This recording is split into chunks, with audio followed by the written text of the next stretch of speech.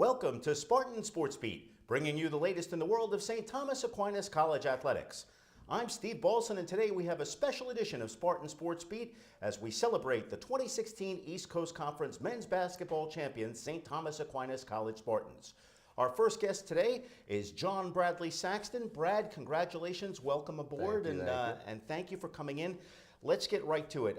You've been here for 4 years. You were the lone player on this team that has been here for all 4 seasons. First of all, what is your thought? What was going through your mind as the clock wound down on Sunday afternoon at UDC on the Spartans' first championship? It was incredible. It's something definitely always wanted, going from a 5-20 season to winning 20 in a row. It's almost hard to believe the transition, but I've just been lucky to be part of this great group of guys and great group of coaches. Tobin Anderson has just completed his 3rd season with the team. You obviously are the one player on the squad who predates him. What has the transition been like for you? When Coach Anderson came in, could you have envisioned at that time that this would be a team that would be participating for the NCAA championship or for the ECC title? To be honest, I did not believe it at first, but he soon changed a lot of people's minds. Just the preparation, he really made us from day one come in every day with the mentality just to work our butts off and listen to his system and buy into it, and it was just a great transition. In terms of buying into the system, there are so many different moving parts on this squad, so many different players with a role. Your role has changed significantly over your time with the team. What has that been like for you, accepting a different role, a different spot on this team, and how have your teammates adjusted to your presence? I definitely learned a lot in changing the role, but at the end of the day, I've always just wanted to win. Even when I was a little kid, I didn't care if I had the most points or if our team won. So whether it's on the bench cheering, whether it's motivating the guys, whether it's bringing energy, whether it's making them better in practice, whatever I can do to help win, because that is ultimately what we want as a unit. That's just what I try to do. And as you approach now the NCAA national tournament, going into the East Regional at the time of this recording, you're taking that experience with you. What do you think this is going to have in terms of an effect on you during the tournament and also in graduation and going forward? What are you going to remember out of this? I'm definitely going to remember the group of guys. Just coming into practice every day, you know you're going to work hard, but you know you're going to work together, and it's going to be fun. And it's definitely something I'll be able to talk about forever. And our coach always says, you know, you talk about the wins as a team, you talk about the memories you had over your individual benchmarks. So that's definitely something I get to talk about for the rest of my life. Well, Brad, hopefully there's a lot more to talk about as the Spartans start the road to the finals on Saturday afternoon, taking on Southern Connecticut. Congratulations and best of luck to you and your teammates, and thanks for stopping by. Thank you. Brad Saxton of the St. Thomas Aquinas College men's basketball team. We have a lot more coming up for you. Next, we're going to be joined by the ECC Player of the Year, Justin Reyes. You're watching Spartan Sports Beat. We're back here on Spartan Sports Beat, a special 2016 ECC Men's Basketball Champions edition, joined now by Spartan's ECC Player of the Year, Justin Reyes. And Justin, congratulations, welcome aboard. I want to get to that moment, Friday night at the ECC Awards Banquet at the University of District of Columbia, hearing your name called, your Rookie of the Year last year. Were you expecting, was there a possibility in your mind that you could have been named Conference Player of the Year, and what went through your mind? I knew that it was a possibility, and it wasn't in my head. That wasn't my main focus. My main focus was coming in and getting better every day with the team. Well, last season, and that's a great point that you make, because last season there were some great moments of promise, but there was a learning curve for you. A lot of people, myself included, felt you might have had your best game of the year in the final against the University of Bridgeport, but the team came up short. What did you take out of that game with you? What was your feeling in the aftermath of that game and leading into this season? It showed me that, you know, if I do what I'm supposed to do and continue to get better, that it brings the others around me up with me, and that kind of helps the team as a whole. So it helped me mature in the sense of working hard every day in practice and doing what I'm supposed to do every time. You clearly have a great deal of talent. You bring it onto the floor with you each and every game. Does it change your expectations just a little bit, knowing that the whole load isn't on your shoulders, that there are so many different players on your team that contribute? Yeah, our guys are great. I mean, we have so many roles and so many people who can contribute in great ways that it's easier on all of us. You know. And how much of your game is predicated on a matchup in a given game, and how much of it is just you going out there and playing your game and doing what you do? It's all just going out there and playing for the team and playing to win. That's what it's all about. Being the kind of athlete that you are, the team plays an up-tempo game, a lot of pressure, a lot of movement, a lot of substituting in and out. How does that suit your style? How do you like the way Coach Anderson runs the team and lets you guys play on the floor? It's good because, you know, we go as hard as we can for as long as we can, get our fist up, come out for a break, and then we're back at it. Well, you're back at it on Saturday. You're taking on Southern Connecticut State. This is a new opponent for you guys, a new setting for you guys. What are your thoughts going in, and what are your expectations for yourself and for your teammates over the course of the coming tournament? Firstly, get better every day in practice by doing what we're supposed to do, and secondly, just not being nervous or afraid, just playing our game, playing how we've played for the past 20 games, great defense, and doing the right things. Well, Justin, full confidence that you guys are going to go out there, give it your best shot, and bring your A game, not only on Saturday, but however long the run lasts. Congratulations again, and best of luck to you in the tournament. Thank you. Thank you. Justin Reyes of the St. Thomas Aquinas College men's basketball team, the 2016 East Coast Conference Player of the Year. More hardware for St. Thomas Aquinas this year. We'll be joined by the ECC Coach of the Year, Tobin Anderson, when we return to Spartan Sports Beat. Back here on Spartan Sports Beat, Steve Balsan, joined now by the head coach of the St. Thomas Aquinas College men's basketball team, Tobin Anderson. Coach, first off, congratulations to you and your team. It's been a fairly long but a fairly short road. You came in 3 seasons ago to a program that had won 5 games the year before. Realistically speaking, and I know it's hard to put yourself back in that place, Yep. Are you where you expected to be at this point? Ahead of schedule? Behind schedule? What do you think? I think we're ahead of schedule. I think we're ahead of schedule the whole way through. I think we've gotten, we got lucky. We got some great kids who are already here, brought in some great kids. I brought in a great staff. I was hoping in 3 years we'd have a chance to compete for a conference championship, just be in the ballpark, get to the semifinals, or finals, and we definitely are ahead of schedule as far as that kind of stuff goes. So that's been, a pleasant surprise, and it's like you never know what's going to happen.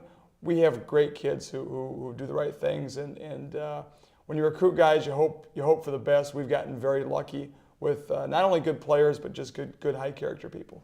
Coming in to this position, you were coming from out of the region, but you had to know at the time that the perennials were LIU Post, Yep. the University of Bridgeport. Yep. Did you look at those programs and say, hey, that's what we're aspiring to, that's where we want to be on a regular basis? Yeah, that's a great question, because anytime you come to a conference, you say, who are the best teams, and who do we have to eventually beat to become the best? And obviously, Bridgeport has been successful for a long time, and so has LIU Post, and so that was kind of been the standard. And I think early on, Bridgeport kind of showed why they beat us pretty good for a couple of years. And I think now we've kind of hopefully turned the corner where we can compete on a year in, year out basis with those 2 programs. And so, yeah, those are the best 2 teams, and we've kind of hopefully established ourselves now towards the top as well. Earlier in the season, the team had the big national news preseason win against St. John's University. We'll go past that. Losses against St. Anselm and Stonehill, both of whom are in this tournament. Yep. Then conference losses to Queens and LIU Post. And I think there was a moment in December, and I know I asked the question on the air, how good is this team? How did you find out? How did you and the team get past that moment to be as good as you are now? I think there was frustration early on, because I think we showed against St. John's how good we could be. But a one game thing is not the whole season. I think once, we had to figure out how we could do it on a night-by-night basis. I think I was awful hard on the team too as well. I mean, it's a process, and we eventually got there. And you can't make it happen overnight. We just had to keep on working, and it's a fine line between winning and losing. And I think we kind of had to get past some small things to get to what it took to be really good. And I'm proud of our team, because we had adversity. We went through the adversity. I think that's why we're better now, because we were able to go through it. All that being said, the team now stands at 26-6 with a 20-game winning streak, the longest in the nation. Yet the team is ranked 6th in the region, in large part because of those early season games. Do you feel at all that maybe that there's still something to prove, that maybe this team is a little better than some people think it is? Oh, without a doubt. Without a doubt. I think we're 26-4, won 20 games in a row. We lost to Stonehill and St. Anselm's in November. It's now March, and so I think they've gotten better, but I think we've gotten a lot better too. We have a chance now to go see how good we are, to go play against some of the best teams in the region and the country. And Southern Connecticut is very good, been very good for a long time now. So here's a chance now to go see if we can compete against the best teams in this region. I think our guys are up for the challenge. I think we're excited to do that. But you're definitely right. There's something for us to prove. And quite frankly, to be at the best in this region, you have to go beat those teams. And we have not done that yet. I say yet because I think that's coming at some point. Hopefully it starts coming this weekend. With the role the team has been on, allowing for where you were at the beginning of the season, 2 trips to the finals, 2 losses. This year you got over that sticking point. Yep. Have the goals changed at all? Have the expectations changed at all from where they might have been before the season started? Well, I think when we first got here, our goal was I said, hey, listen, our goal is to win a national championship. And I said, people are going to think we're crazy. I mean, there's going to be maybe 2 people in this whole room that think that's going to happen. But I think that's the goal. And I think that's the goal of every good Division II program. And so to win a Division II national championship, you have to get in the tournament first.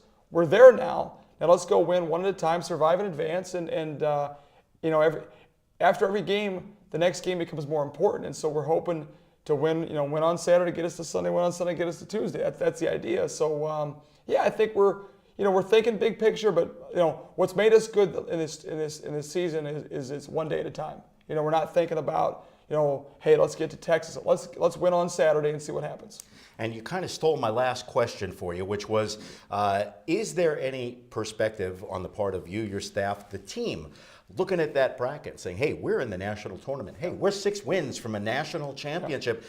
Realistically speaking, we're in the game. We have as much chance as anybody. Is that kind of an eye-opener for anybody on the team, or is it just status quo next day? And I'm not saying this to be arrogant or something like that, but I think we beat St. John's by 32 points. Like, we've beaten good teams. Like, I think we're right there. Like, we belong. Like, we're not. This is not like an underdog story or hey, a Cinderella story. Like, we won 20. We're 21-11 last year. The whole team was back for this year for the most part. We won 26 games, won 21. We belong here, and we're able to compete with these teams. Now let's go do it. And I think that's our thought process. Is we think we should be there, and let's go prove that. Well, by the way, almost that entire team is going to be back for next season, so hopefully this is just the start of great things to come for head coach Tobin Anderson and the St. Thomas Aquinas College men's basketball team. Coach, thanks so much for joining us. Best of luck this weekend and however long that tournament run goes. Hopefully for a while. Thanks, Steve. Head coach Tobin Anderson, 2-time East Coast Conference men's basketball coach of the year, joining us today on Spartan Sports Beat. One more segment coming up for you. We're going to be joined by team captain Chaz Watler when we return to Spartan Sports Beat. Back here on Spartan Sports Beat, we're having a lot of fun in today's special edition celebrating the 2016 East Coast Conference men's basketball champions, the St. Thomas Aquinas College Spartans, joined at this time by Chaz Watler, captain of the team. And Chaz, you were an original of Tobin Anderson in his 3 seasons with the squad.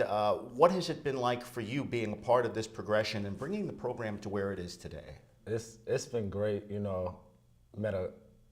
It's a great group of guys, met friends freshman year, last year, this year. Like, we're a big family, so we felt like the transition from freshman year to last year was great, and from last year to this year was even better. Speak a little bit about your experience. It was a little bit of a late recruiting process for you. You elected to come into St. Thomas Aquinas. What has that experience been like for you, and how has the campus community treated you, especially in light of the team's success? I mean, it's great. I felt like I made the right choice. I love it here. The campus is great. Everybody, is tooting our horn right now, since we won. But, I mean, I love the campus. I love everybody here. It's just, it's a good, small atmosphere. I think it's the right fit for me. You've been such a large part of the team's progress. ECC Rookie of the Year, your first season now, 2-time first team all-conference selection. Talk us through this year. What were your expectations approaching the tournament? Was it a thought in your mind that anything less than a championship was not going to be acceptable? I mean, what was your mindset entering the postseason? I mean, the goal was a championship, but honestly, like, I just wanted to take it a game at a time. A game at a time. I'm sorry, but yeah, we felt like we were gonna be able to compete. You know, since we had the St. John's run, we felt like we saw how good we can be. But I mean, we went through a couple ups and downs, but everything happens for a reason, and we're here now. And you've had so many experiences during your time here at St. Thomas Aquinas and with Tobin Anderson. Are there any that stand out in your mind? Any things that that you still have another full year to go yet? We're not going to rush that too much. Maybe the best is yet to come. But any experiences that you've had so far that that have just kind of put an exclamation point on your college career? Oh, I mean the championship. It's the greatest feeling, you know. Like my teammates are my brothers, you know, and we feel like we deserve this for all the hard work we put in. Our coaches deserved it too, you know, from waking up at 6 a.m. to, you know, sometimes even like 3 a day. So we felt like all the hard work paid off. Anybody who doesn't know what the St. Thomas Aquinas team does to prepare might think that there's sort of a chaos element to what the team does on the floor. A lot of speed, a lot of tempo, a lot of pressure. How does that translate to reality? How hard do you guys work at doing the things that you do on the floor so effectively? Oh, for a D2 team, I think we work the hardest in the country. But I mean, it's good because for the type of the tempo we play at, it is beneficial for us. You know, we do a lot of conditioning in the preseason, in the postseason to get us right. So, yeah.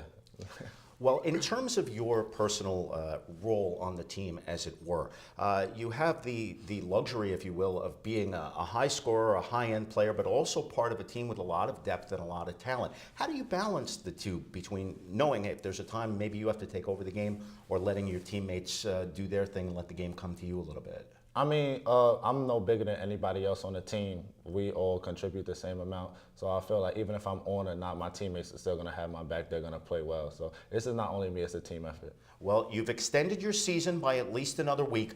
What's the attitude, what's the atmosphere around the team right now, and what are your feelings going into the NCAA National Tournament? I'm confident going into the tournament, you know, because we feel like we're a great team. We can compete at the highest level.